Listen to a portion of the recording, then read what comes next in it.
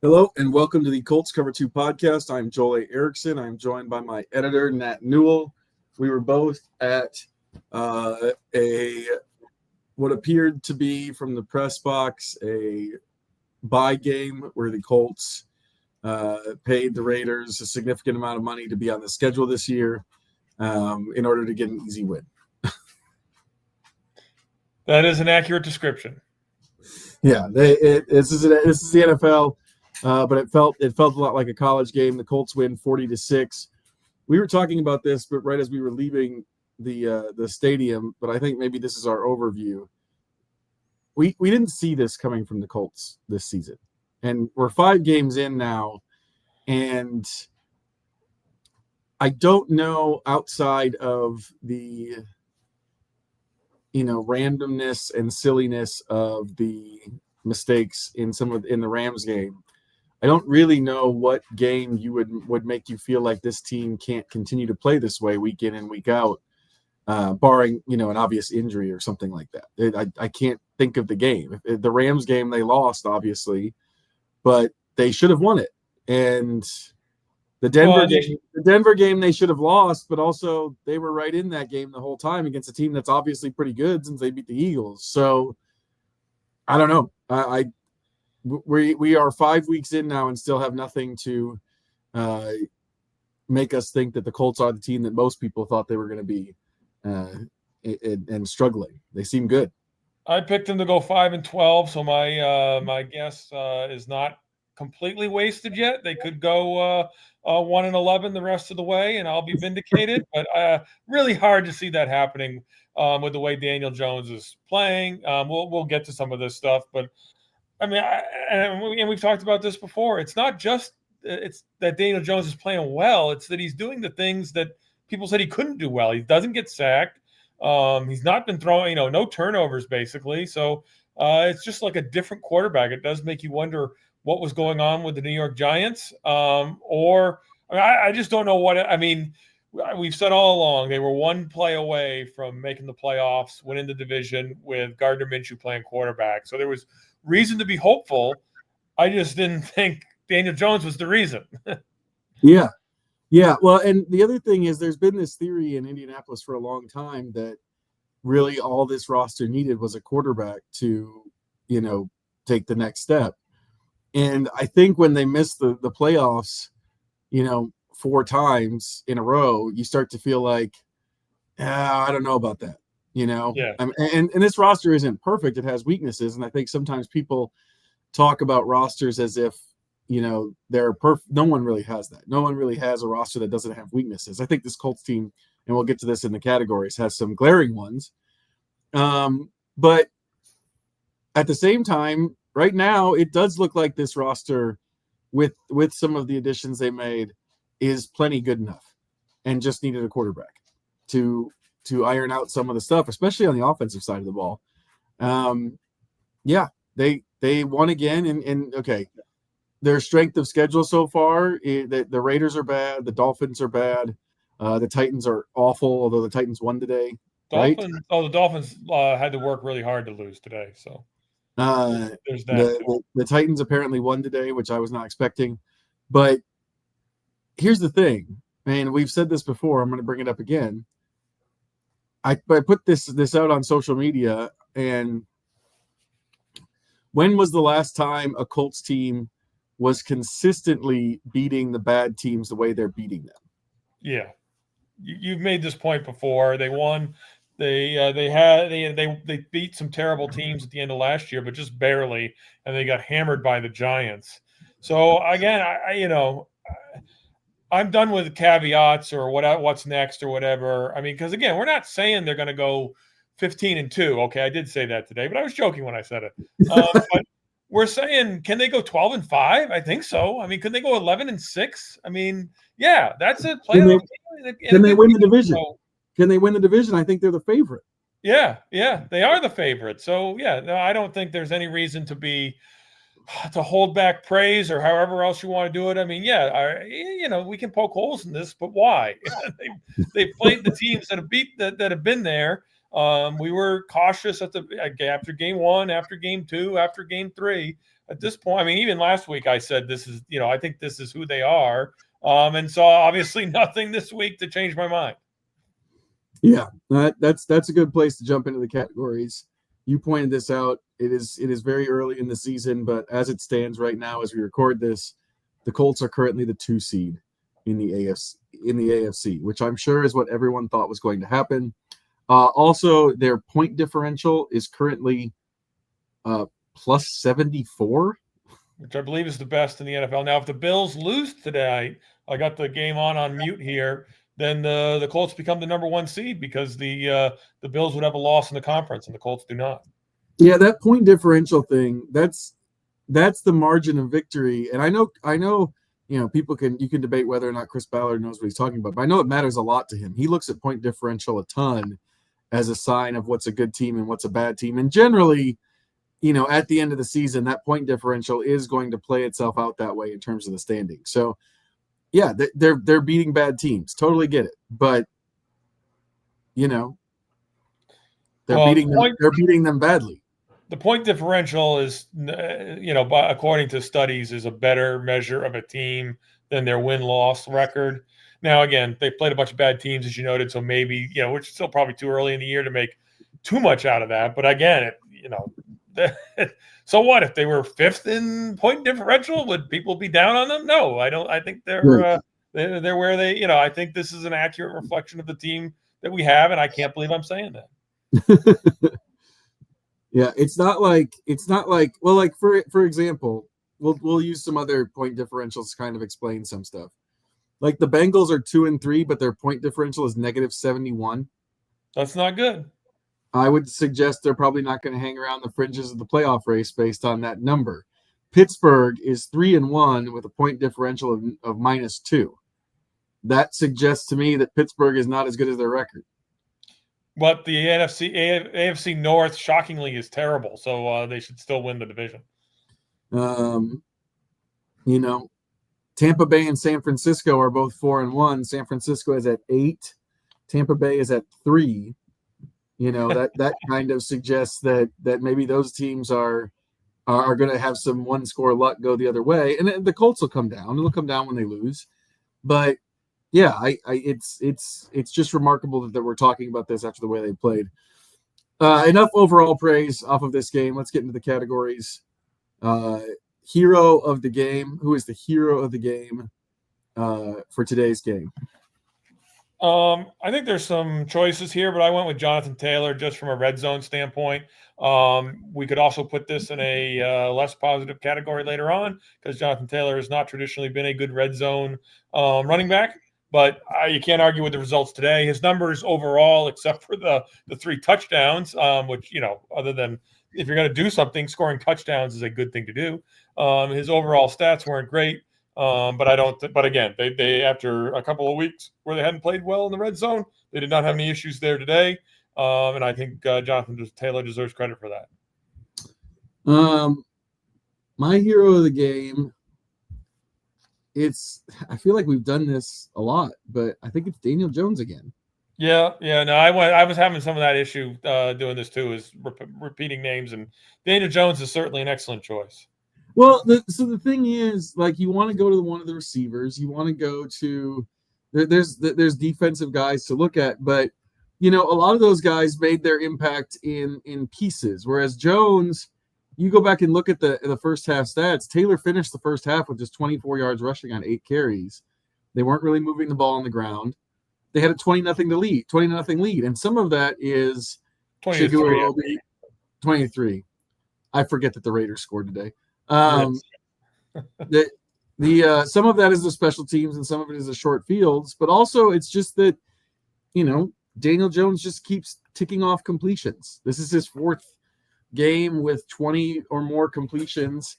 I think there's some throws in there he'd like to have back, but he's 20 of 29 is still 70-ish, 69-ish completion percentage. It's they moved the chains. They scored 6 consecutive touchdowns. Like I said, short fields, but if you're looking for somebody who is a kind of an overarching hero of the game, I don't know how we can get away from Daniel Jones. And you say you don't remember the Raiders scoring. Daniel Jones remembers the Raiders scoring. Daniel Jones remembers blowing that first drive and is not interested in your 6 consecutive touchdowns the first time in 20 years or whatever the number was that the Colts have done that. Daniel Jones only cares about the ones he messed up and must be a lot of fun at parties. Yeah, this keeps coming up where he kind of every time they win a game, like actually I think Daniel Jones is actually the best person for the people who are like the Colts aren't for real, look at who they played, because every time they win a game and we go in there and we say, hey Daniel, you're playing way better than everybody thought you would, he's always like, yeah, it's nice we won the game, my teammates played well, but also remember that one drive that we didn't have, or that red zone that we didn't score enough in the red zone, or today, or he always finds that throw I didn't have back. I remember when they punted for the first time in Tennessee, I think he said something like, my takeaway from that is I should have completed the third down pass. I just think that some of that is just the maturity. Like he went through it in New York with everybody watching him. And I think he's just, he's got a really good sense of the way the NFL season works, and he knows that you can't get excited about any stretch. Yeah, and I don't know what good does it do him to say, yeah, the Giant, it was all the Giants' fault. I'm great and would have been great all along if I had just been in the right situation. So I despite my earlier comments, I do appreciate what he's doing. I'd appreciate it a little more if he gave us a little something on occasion, from an interesting quote standpoint. But no, I mean, and again, the other thing that's interesting is I didn't notice it today. I was doing some other work throughout this game, especially when it got out of hand so quick. But he'll have stretches where he makes, 2, 3, 4 less than great throws in a fairly short order. But then he always brings it back in. I mean, he's just been incredible this season. He's the hero of the season, hero of the game. Yeah, it's. Frankly, you kind of keep even last week when he threw the 2 interceptions, like it was like, he played pretty well outside of the 2 interceptions. It's a level of competence at the quarterback position that they haven't necessarily had in really since Phillip Rivers was here. And then on top of that, they're just, clicking stuff off. Those are the heroes of the game today. We will move on now to the opposite, the villain of the game. I'm going to start this one. I'm going to take this one. The villain of the game is Tristan McCollum. That's fair. The villain of the game is Tristan McCollum for the Raiders, because the one big development that comes out of this game that I think is a big concern, is Spencer Schrader's right knee. Schrader kicks the extra point. He kind of got leg whipped or body whipped. Like it was like a whipping motion of McCollum kind of going around his leg at the bottom. And it looked bad. I was actually kind of looking for the cart or an air cast or something through my binoculars, and he got up and he was able to hobble off. But Shane Steichen saying at the end of it that I don't think it's good or something like that is an indicator that the initial diagnosis was not great, and they're hoping for better news than what they thought it was. That is a trouble point, and caused almost entirely by the personal foul of roughing the kicker. So McCollum as a villain is probably not just a villain of the game, but hey, you're a villain for kind of ruining our good vibes from the first 5 games of the season, because now we have to worry about who our kicker might be. Yeah, in his defense, it was a football play. I mean, he's going in to try to block it. I don't think it was a cheap shot or late or anything like that, but he had no shot at blocking it. So if you want to criticize him for that, that's fine. But certainly a viable villain of the game. I had something similar for my villain of the game, which is there? I don't understand. You can't. There's no one else on the roster who can kick an extra point. This is always shy. I mean, like a field goal, I get. But there is nobody else on the roster who can. I mean, some of these guys had to. At least one of them had to have kicked. The great Tyler Warren probably can kick 50-yard field goals the way you talk about him. You can't run him out there. And then my other thing is, like, they say that Luke Rhodes is the backup holder. Yeah. And someone is, but he's your long snapper. What again? I can say lots and lots of great things about Shane Steichen. I have no idea how hard it is to find someone to hold the ball. I would think you could. Snapping, I get, is a little bit harder. How do you not have someone else as a backup holder? I mean, and then because then he said we didn't have. They went for two on every chance, and they said it was because of the other parts of the. You would have had to put Ogletree in at snapper, and you would have had to have Luke Rhodes hold. How about you just let Luke Rhodes stay at snapper, find someone else who can hold, and then you don't have to worry about that. That struck me as a very odd setup for them. I mean. I love the fact that Luke Rhodes is the backup holder in a vacuum, but we can also talk about the fact that he's an all-pro snapper. So you're now weakening yourself at two positions by doing this. So, but again, I just remember this was years ago, of course, and some of our listeners probably won't know what I'm talking about. But the Broncos kicker got hurt in a game, and they went for two, and they had John Elway as the quarterback. Are you telling me John Elway can't? And that was when the extra point was like 23 yards or whatever. I mean, it's actually whatever it is now, 30, 35 yards, something like that. It is at least a reasonable distance. But I just don't understand not having someone else on the roster who can field goals. I get extra points. I do not understand. I'm mostly where I agree with you the most on this. I think I agree with all of it. Where I agree with you the most on this is that why does the whole operation have to change? Why is it? And Rigoberto Sanchez's job is very difficult. It's a lot more difficult than people realize. But at the same point, in the NFL, it's also not as complex in terms of like spinning the ball and all that stuff that you think about when, like, for those listening, I was the holder for my high school team. Which is weird for an outside linebacker, but I was good at getting it and putting it down and spinning it and getting the laces out. You don't have to spin it very much in the NFL because the long snappers in the NFL are so good that they know that they can, my understanding is as long as the ball is dry, that they should be able to give the ball back to the holder in the right position to just be put down and kicked. So it is weird to me that you can't have, like, I don't know, Josh Downs or somebody. Yeah. Like Anthony Richardson. Well, maybe you don't want a starting receiver to do it. Like Anthony Gold can't do it. He's a receiver. Yeah. Somebody with you need quick hands and you need to be able to, put the ball down. And I'm with you. Like, why would you weaken two positions by moving Rhodes when long snapping is very difficult? Like, it's very, very difficult, especially to do it at the speeds you need to do it. What did Sanchez tell me? We were joking with him about holding, and then, of course, because I'm a nerd, I got into like a real discussion about holding with him. And I think from snap to kick, it's supposed to be like 1.3 seconds. And a lot of that is a long snapper. I don't think Ogletree can do that. So I'm with you. Why is there no emergency holder? Yeah, and maybe they've tried everyone on the roster, and only Luke Rhodes can do it besides Rigo Sanchez. But that just seems crazy to me. So again, I don't want to make a bigger deal out of this. They won 40-6. We don't need to make a huge deal out of this.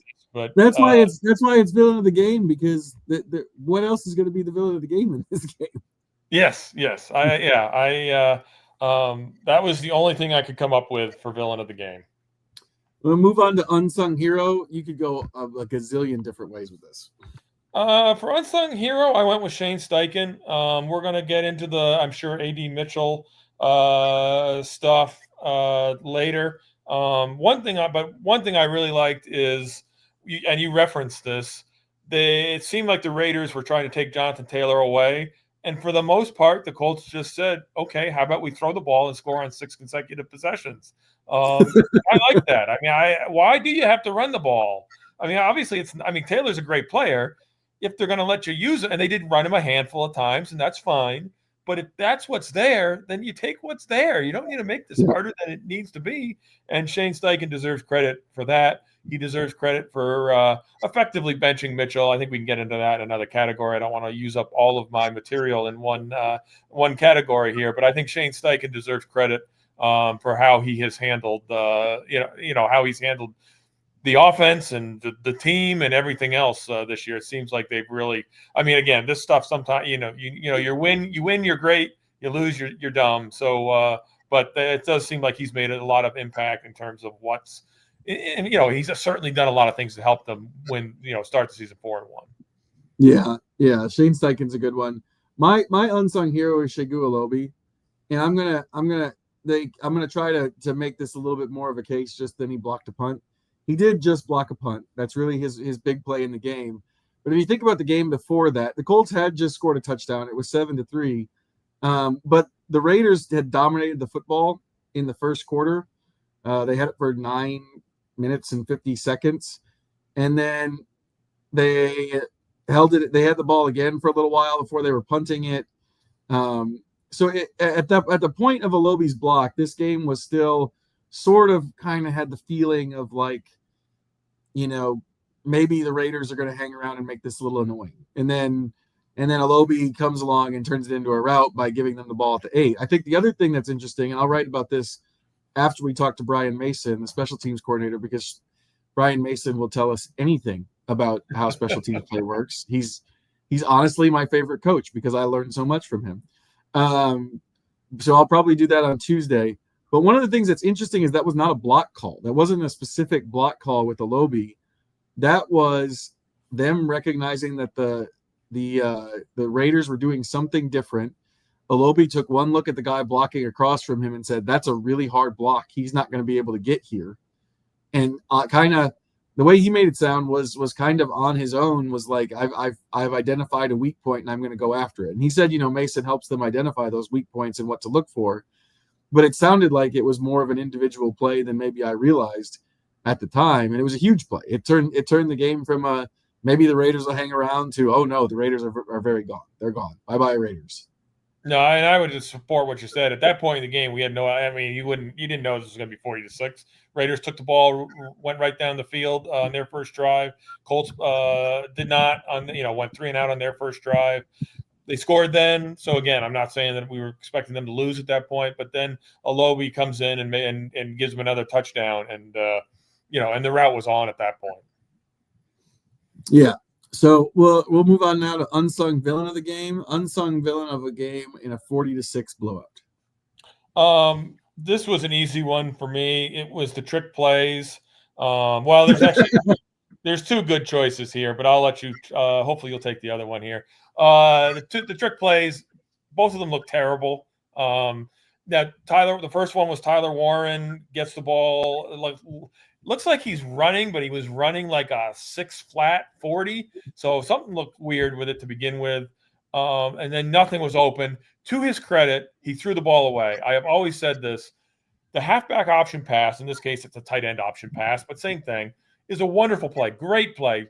But you need a running back who can just say to himself, oh, I'm going to throw the ball at the receiver no matter what.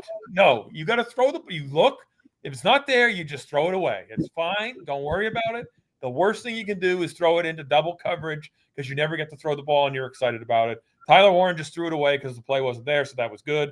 The other play, but the play did not work at all. They also tried some kind of tackle-eligible play to Bernard Ryman that was not even close to. It got covered.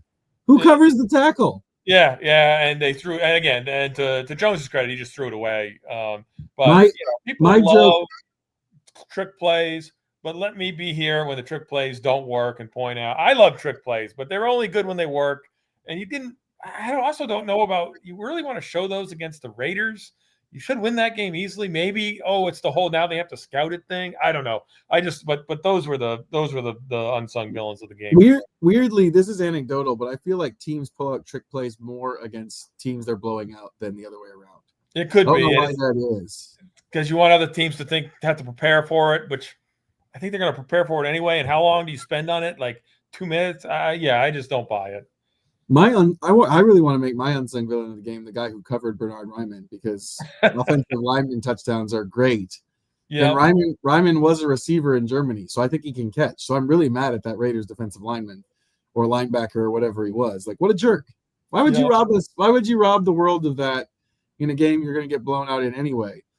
But There's an obvious one that I could pick here. I'll find another category for him though, because my unsung villain of the game is whatever the ref was doing when Ashton Dulin got blown up in the face and they didn't call anything. That's a good one.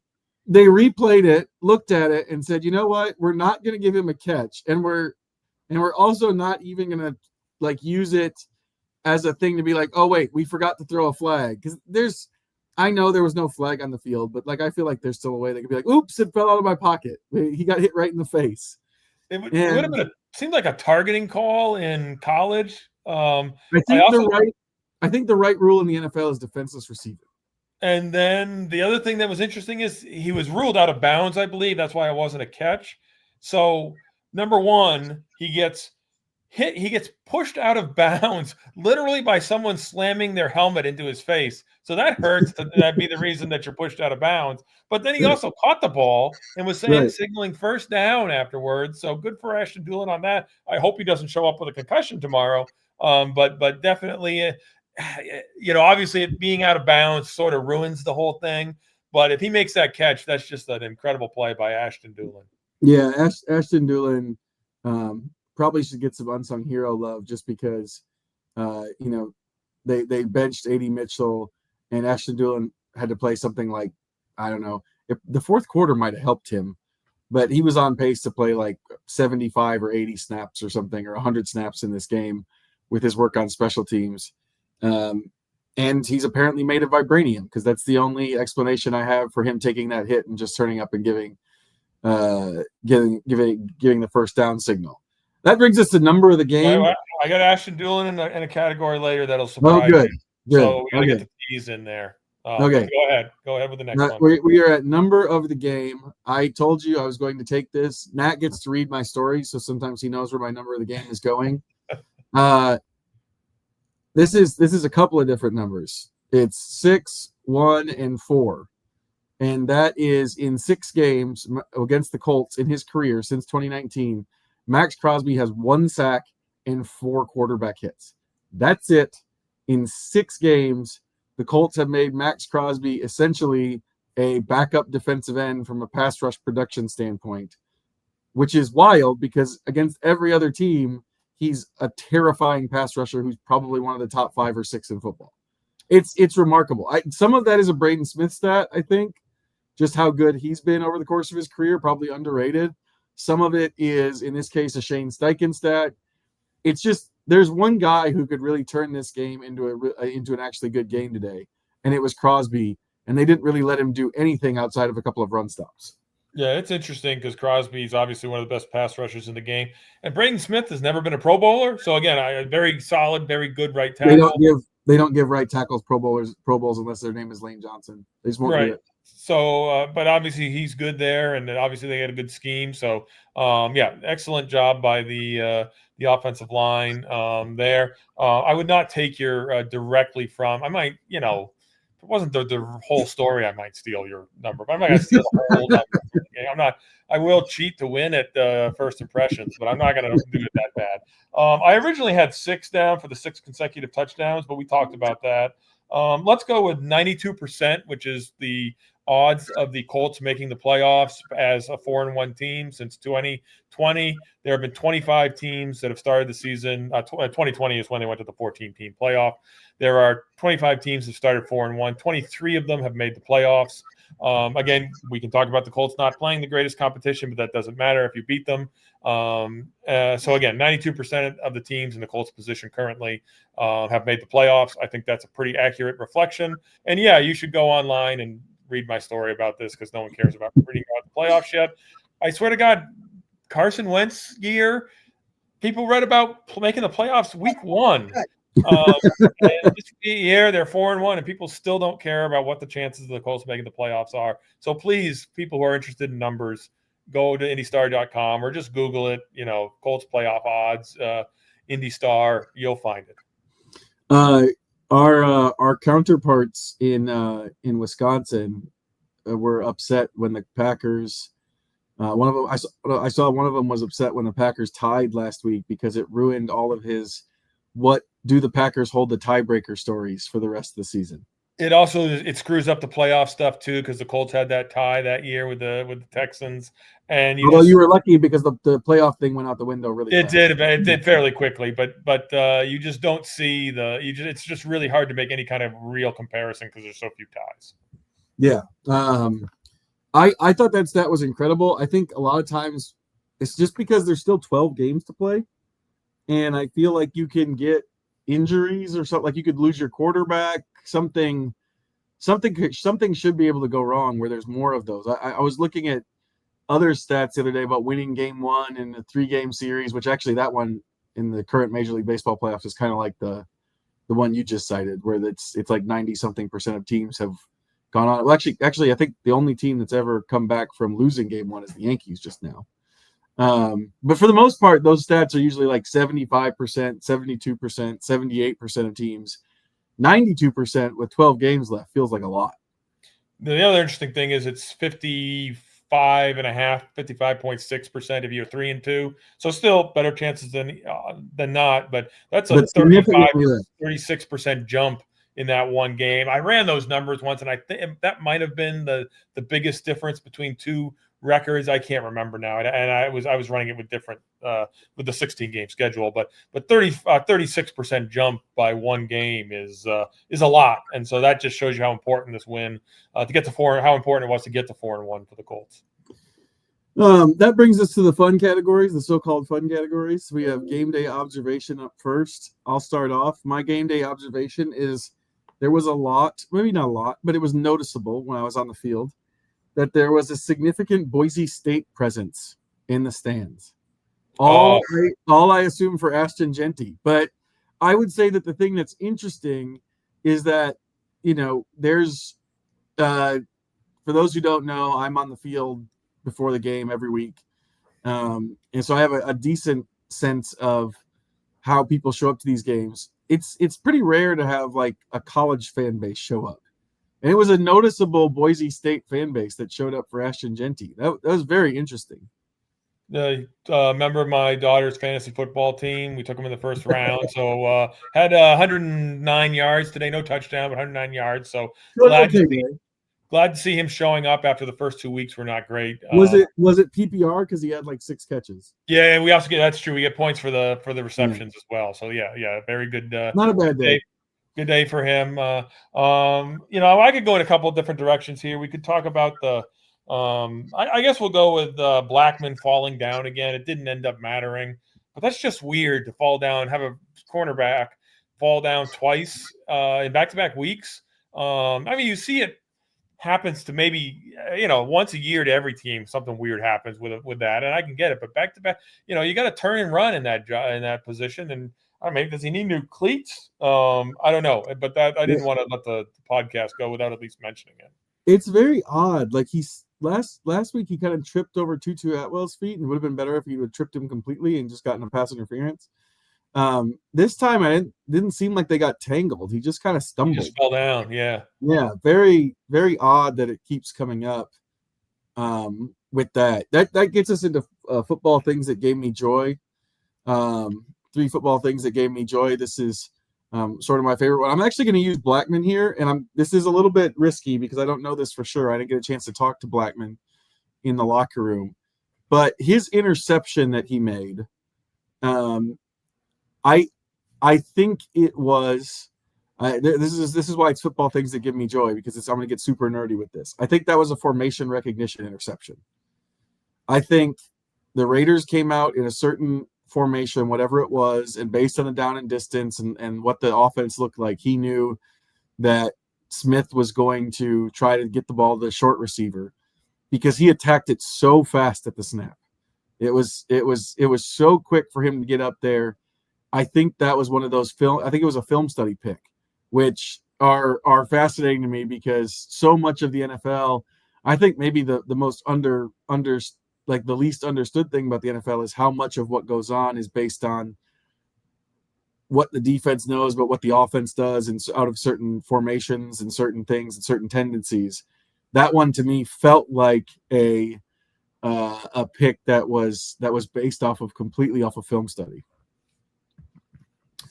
Number 2 football things that gave me joy. This is a silly one. This is a classic silly one. I love it when the quarterback catches his own pass. Yeah, that was good. That was good. And even better than the quarterback catching his own pass, he got plus 9 yards. Anthony Richardson has a catch for 9 yards that he threw to himself. A lot of times when this happens to a quarterback, it's like batted right back to him in the pocket and he catches it and gets dropped for like a 3-yard loss. This was a productive throw. This helped his quarterback rating with the positive yardage for Anthony Richardson. I like that. Number three football thing. Question, who got Brett Favre's first Brett pass? Favre. Brett Favre. So It's that's Brett another good question for anyone out there. We were kind of going through those. They were kind of going through all of these different situations in football where the quarterback catches their own pass. The number 3 football thing that gave me joy, honestly, should be Bernard Ryman getting catches touchdown pass. I'm very mad about that. That's one football thing that made me angry, is that the defensive end covered it and ruined the chance of us getting a fat guy touchdown.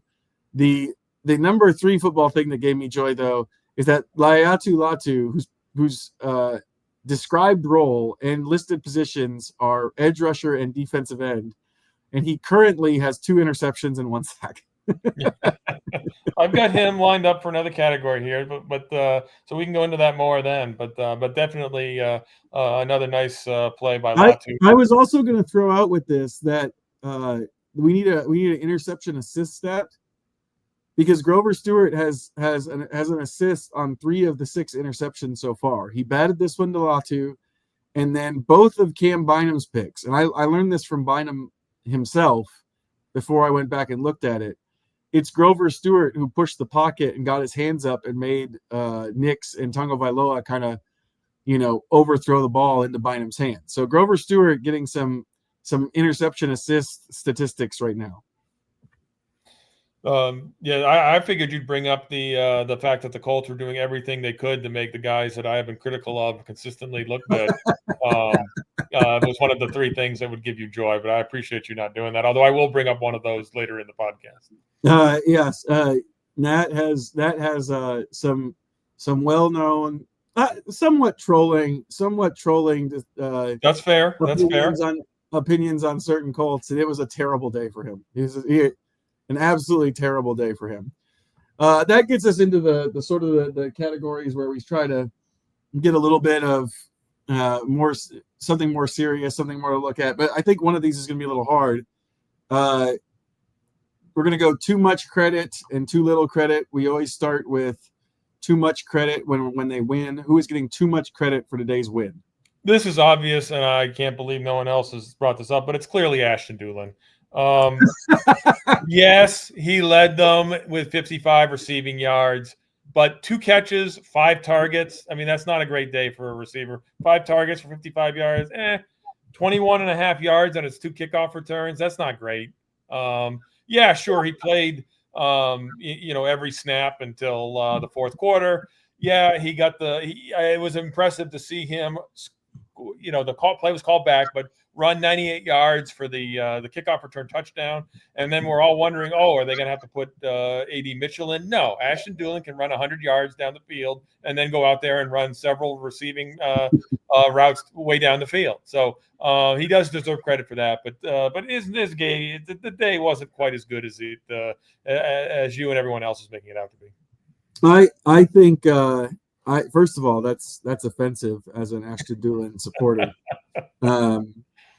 Mainly because I love gunner play, and he's an incredible gunner. So I may be great backstory. No, Ashton Dulin's a great player. I may be biased towards Ashton Dulin because of that. I think where I'm going to go here with too much credit is just the Colts run defense in general. Their numbers keep looking fine. Their numbers keep looking good, but there's something that tells me that a lot of what's going on with their rush defense numbers is just that they get ahead of teams and then the teams don't run the ball or can't run, or they're not trying to run the ball very much, or they're doing it in garbage time and not getting many yards, because it sure felt on that first drive like Ashton Genty was getting a lot of push up the middle and a lot of holes and stuff like that. I think there was a lot of talk about how great the defense played in the press conferences. And I was like, I still don't know if I believe in that run defense. I just don't. The numbers back you up because the yards per rush has been pretty high this year. I don't know what it was after today, but it's not been great. My point on this is you win in the NFL because you can throw the ball. So if I got to give something up, I will give up the run game, run defense. You don't want to give it up to the level that they've probably given it up, but they're also 4-1, so who cares? Could it come back, as you say, in a closer game and bite them? It certainly could. I think that's what that's what Lou Anarumo is doing, is he's going to give up. He's going to play 3 safeties. He's going to play 6 defensive backs. When you're doing that, you're conceding the run game. I think NFL coaches have a really hard time getting away from old school football where it's stop the run and start, and establish the run. And it's just not how the game's played now. I mean, you got to be able to throw the ball. Again, goes back to my unsung hero with Steichen not feeling like he has to run the ball when that's what they're giving you. I mean, so again, I'm not totally disputing what you're saying here. I think you have a point, and it's a little hard to find too much credit given that I just picked Ashton Doolin for it. In a game that you win 40-6, but so I would disagree at least somewhat with your point. Although you have we could have a game in which the run defense is a big problem for the Colts eventually here. Yeah, I don't know. I also believe in that. I also believe in trying to stop the pass more than the run. I just think that maybe when they get to a team with one of these better teams, I think that it might be a weakness that gets exploited with this defense. Too little credit. Who's getting too little credit for this Colts win? You got to go first because I forgot to write this one down in my notes. Too little credit for this Colts win. I think to some degree it's I'm trying to figure out how to word this. The injury report for the Raiders is getting too little credit for this win. This Raiders team is not good. They're not going to be good. They're very bad. But they were worse today because of who was missing. So they didn't have Colton Miller at left tackle. It was Stone Forsythe there. The Colts end up with 4 sacks. Also, the Raiders very clearly were terrified of Geno Smith holding onto the football at all. He pretty much just caught it and threw it right away because I think Colton Miller was out and some of these other guys. The other thing is they didn't have either tight end. They didn't have Brock Bowers or Michael Mayer. And this is a Colts defense that I think, and this is where I wanted to get Joe Bacci in here. You can beat this defense at linebacker and sometimes in the passing game at strong safety, although Nick Cross gives you some other stuff in the run game and the blitzing game. But they didn't have those guys. They didn't have the outlets that Geno Smith needed to run the sort of passing game that could both get the ball out quick and attack with the Colts' weaknesses. And so I think it's important to remember that while the Raiders are terrible, they also were missing some of their best chances to make this game a little closer. Yeah, missing both tight ends, both of whom are quality ball players, is worth noting. I did write this down. I just couldn't find it. But to me, not enough credit. Too little credit goes to benching A.D. Mitchell. Just a topic we should hit, and this was the best place to fit it in. There's been a lot of questions about Steichen, just how tough he is. And again, we don't really know because we're not in the locker room. And the worst thing you can do as a coach, I think, is sort of grandstand for the fans and media. And he hasn't done that. But Mitchell screwed up and he made sure that he didn't play today. He was active. He did play. He played in the fourth quarter once the game was out of reach, but he hadn't played a snap up to that point. I think and again, like I said this last week, if you like A.D. Mitchell as a person, as a player, if you don't think he's a attitude problem or whatever, I have no problem with going to him and saying, hey, you're not playing this week because you screwed up twice last week, and there needs to be repercussions for that. If you do not make these mistakes again, we're never going to talk about this again. I mean, there's no reason to. You screwed up. We believe you're sincere in your reaction to it. We felt we needed to do something because of the nature of the mistake, but now let's all move on. And if that happens, then that's great. And that's what's supposed to happen. That's why you do this. So I don't know that in a game like this, Shane Steichen will get enough credit for handling it how he did. Yeah, I agree with this. I agree with Steichen, like getting too little credit for this, because I've seen some people be like, I can't believe you'd bench A.D. Mitchell for this. I do. I can. his biggest problem in the NFL so far has been that he doesn't finish plays. This is something that goes back to last year.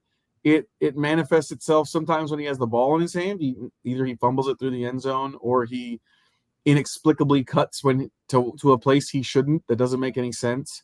It also manifests itself in the way he goes after the deep ball or doesn't get the ball over the middle. Some of the other things that have been criticisms of him in his time in the NFL so far. He just doesn't finish plays. He makes mistakes.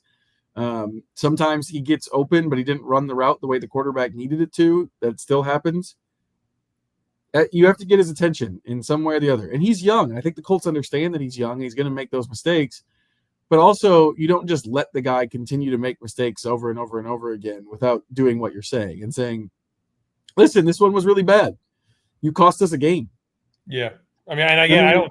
I'm sure they didn't say that, but the reality is he might have cost them that Rams game, and all because of his issues with finishing plays. Yeah, and I'm not a big believer in, this one play cost the game. But number one, it's 2 plays, and it's really hard not to come to that conclusion after that Rams game. We don't know how the game would have played out if he had scored there or if he hadn't done the holding call with Jonathan Taylor. But so who knows? One of the things we do know is that generally if your team scores 76-yard touchdown on a pass and a 53-yard touchdown on a run, it's usually good for you. So you probably don't lose too many of those games. The other thing I would say is this is something I always told I got 2 daughters. They're both one's in high school, one's in college now. But when they were growing up and they would make a mistake, they'd say, I'm sorry. And I would tell them, I appreciate that, but sorry doesn't do me any good. It's your actions are what matters. Did you actually learn from this? It's great that you're sorry, but if you're sorry and you screw up again, then sorry doesn't mean anything. And I think that there's a little bit of that here too, that Mitchell needed to have something happen in this situation. There's a thing with players like Mitchell too, where he's very physically gifted. He's got a unique way of running routes. He has a knack for getting separation. The Colts will say this over and over again, but they also need results. Like that's just the way the NFL works. You need results.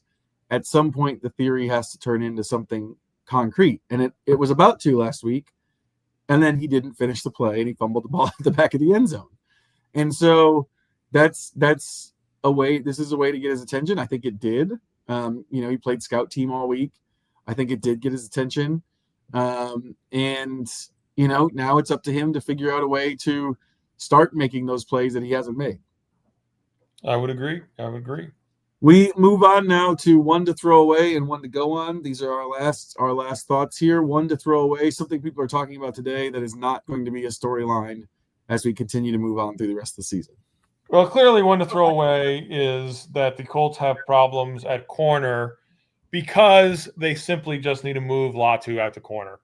Clearly, with his 2 interceptions, he should be playing, covering more. Maybe you need to run a little bit more zone with Latu playing corner, but that is the throwaway. There are problems at cornerback if they would just wise up and play Latu at corner. He does. I mean, at this point, I think I can start. We can call him a ball hawk, right? Yeah, absolutely. Yeah, it's definitely fair, I think, at this point to call him a ball hawk. One to throw away for me. Trying to think of what the hard part with this game is that I don't know that everyone's really talking about this game. Yeah, I don't know. I think Colts fans had a really nice day, and then they were like, you know what, that was great, and they kind of moved on. My one to throw away is maybe, man, I'm having trouble with this one. Yeah, I don't know what else there is. That's why I have the defensive end play corner here. Oh, I got one to throw away. My one to throw away is that you shouldn't is that throwing to the offensive lineman is bad. It's not bad. It's fun. Football is fun. It's supposed to be fun. That's why we watch it. And throwing to the offensive lineman is good, and I hope they bring it back with a better design and Bernard Ryman catches a touchdown in Germany. That's what I want. Well, him catching a touchdown pass in Germany would be great. And he wasn't an extra lineman. He was just eligible because they weren't covering him up, correct? Right, they didn't cover him up. And so that would make more sense that the defensive end would go with him, I think. So maybe they need to work on the play design there a little bit. I This is a little funny, but I went past Ryman in the locker room and said, what was the defensive end going with you? And he said, I don't know. Maybe we're setting something up for later. And I was like, you know what? Germany. Yeah, Berlin, absolutely. Germany.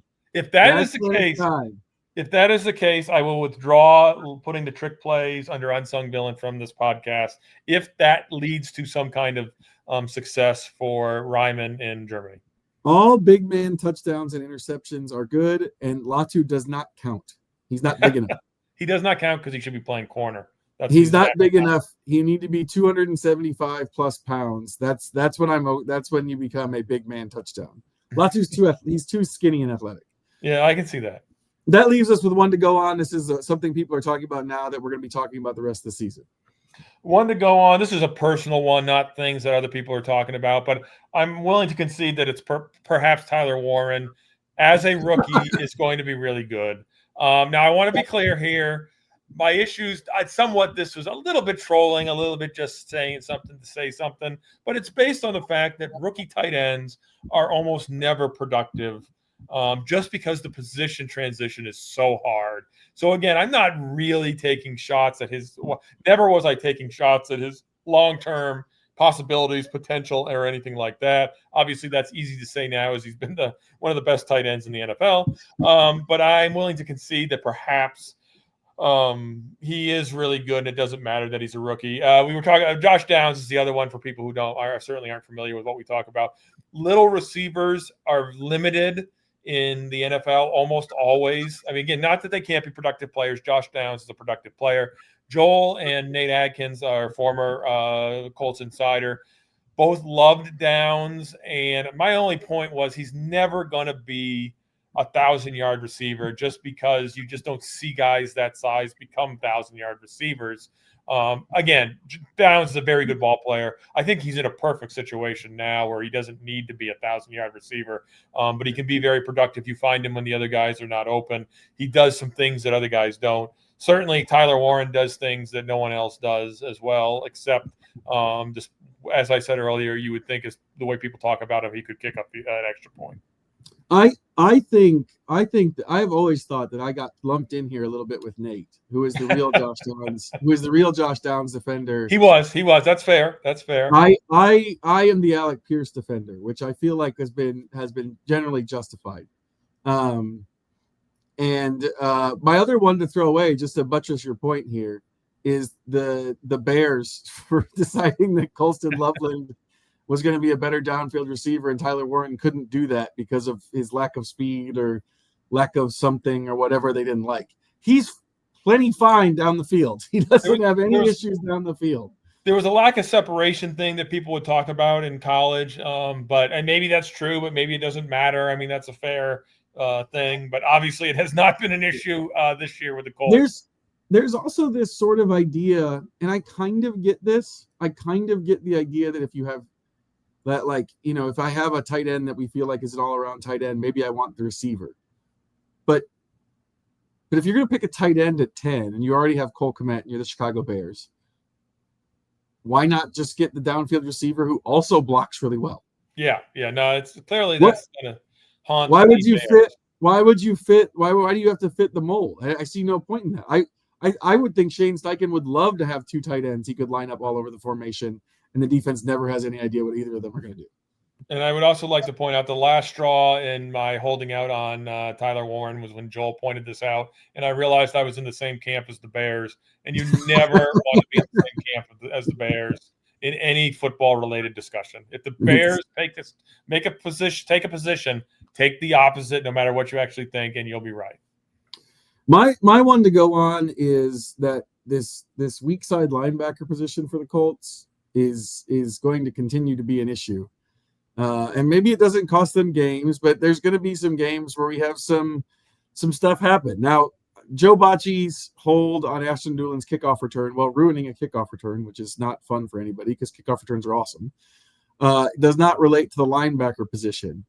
But Bocci also committed 2 penalties in the same play. He got beaten badly by Ashton Genty in coverage. I think teams are trying to attack the linebackers in coverage. The Colts, for a lot of various reasons, knew they needed a linebacker, felt like they couldn't get one that was a huge upgrade this offseason in the places they were trying to get them. But as much as Joe Bacci is a veteran who knows Lou Anarumo's defense, it just doesn't feel like they have – they're kind of just rotating guys there and hoping that it doesn't get really, really bad. And in a bigger game, against better teams, the mistakes Bacci made today are huge. If that's not Ashton Genty out there and it's a different running back, maybe Anarumo doesn't put Bacci on him in the first play of the game. But it could have been a lot bigger play. It could have been a lot bigger play if you can isolate him in coverage. The huge penalty he made is a lot different if you don't have the Raiders' Swiss cheese offensive line and Geno Smith back there, and it's a different quarterback. Like, Bacci has always been a special teamer in the NFL, and I think he's probably been better with the Colts as a linebacker than people expected from him. But he's still not a starting linebacker, and so that position, I think. Anarumo's trying to minimize it. He's not using it as much. I still kind of think it's something that can and will hurt them as this season goes along. Yeah, I agree with this. Is a little different than my other disagreeing with you on the run defense point. In this one, no one can dispute anything you would say. Just to play devil's advocate, which you just referenced, they seem to be doing things so they don't have to put Joe Bacci on the field, and that hasn't hurt them because the run game for the opponents hasn't been that big a deal to have more safeties out there. Clearly, they got caught with Bacci on Genty. It was like one of the first plays of the game. And I assumed that they were thinking they would run and they wouldn't pass. I did like the fact that he had to grab the guy's face mask so he could then trip him. I mean, that was the key. If you're going to get beat, that's better than a touchdown. And guess what? They can only call one on you. So, hey, do what you need to do. Hey, I can grab his face mask, but man, I don't know if he might break away from me still. So I better trip him too. That's the kind of veteran savvy that they got. That's why they got Joe Bacci, is they have that kind of veteran savvy. They don't want to play linebackers very often, but you just kind of have to. You're going to have to play linebacker. You can't play dime all the time in the NFL. It just doesn't work that way. I think part of it is maybe you could play this big 3 safety package because of how good Nick Cross has been against the run if you had a better free safety to come in other than Rodney Thomas. Yeah. They don't have a better free safety than Rodney Thomas. And so they're going to have to play linebacker sometimes. I think the other thing is I don't know that Zaire Franklin's having a great season so far. I could be wrong about that, but I feel like it hasn't looked like he's been quite as much of a difference maker so far. And that leaves you with less play at linebacker. Like linebacker, listen, it's one of the more it's a position that you don't necessarily have to be good at in the NFL. You can be okay at it, and if you're great at other spots in the defense, you're going to be fine. I still would like more from my linebackers than they're getting from the Colts right now. Yeah, and the other point here is what you just said. All right, you said both these things. Number one, I don't think they had a chance to find someone. The way the draft went, they couldn't have taken who they needed at that free agency. All the guys that would have been upgrades were gone. And then they got and Jalen Carley's has been hurt. Again, the Colts took him. So when you take injury-prone guys, you get what you get. The other thing though is you're going to have weaknesses with the salary cap. You can't spend your way into having great players everywhere. If you're going to have a weakness, linebacker in the modern NFL is the one to have. And it hasn't hurt him yet. Does it cost him a game down the line? Certainly it could. I'm not going to be that crazy and say it can't. So. Yep, that's where we're at. Colts won 40-6. They played the Cardinals. I was telling everyone that the Cardinals were a different matchup than the Raiders, and then the Cardinals went and lost to the Titans. And now I need to reevaluate my evaluation of the Cardinals. And everybody, please like and subscribe. Joel did not say that at the beginning of the podcast, so we're going to chalk this up as another victory for me. I actually didn't love what I was working with to begin with this, but I really think I came on and I think I won this one. I think I won this one. I think you're declaring a winner on a technicality. But please like and subscribe. Our YouTube Colts page has been gaining subscribers quickly. At least I think they've been gaining subscribers quickly. This is a new thing for us, but we really appreciate all the support. Of course, go to IndyStar.com and read more. And we'll be back Wednesday, hopefully around 3:30 for our live podcast. Please join us then.